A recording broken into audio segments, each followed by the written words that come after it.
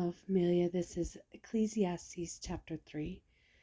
There is an occasion for everything and a time for every activity under heaven. A time to give birth and a time to die. A time to plant and a time to uproot. A time to kill and a time to heal. A time to tear down and a time to build.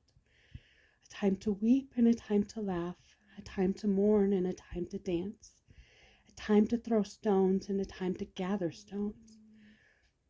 A time to embrace and a time to avoid embracing. A time to search and a time to count as lost. A time to keep and a time to throw away. A time to tear and a time to sow. A time to be silent and a time to speak. A time to love and a time to hate. A time for war and a time for shalom. What does the worker gain from his struggles? I have seen the task that God has given people to keep them occupied.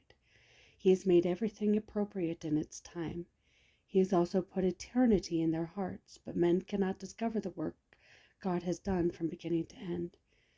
I know that there is nothing better for them than to rejoice and enjoy the good life. It is also the gift of God whenever anyone eats, drinks, and enjoys all his efforts. I know that all God does will last forever. There is no adding to it or taking from it. God works so that people will be in awe of him. Whatever is has already been, and whatever will be already is. God repeats what has already passed, or what has passed. I also observed under the sun that there is wickedness at the place of judgment, and there is wickedness at the place of righteousness.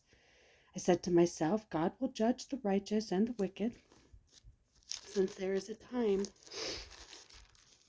for every activity and every work. I said to myself, this happens concerning people so that God may test them and they may see for themselves that they are like animals. For the fate of people and the fate of animals is the same. As one dies, so dies the other. They all have the same breath. People have no advantage over animals since everything is futile. All are going to the same place. All came from dust and all return to dust. Who knows if the spirit of people rises upward and the spirit of animals goes downward to the earth?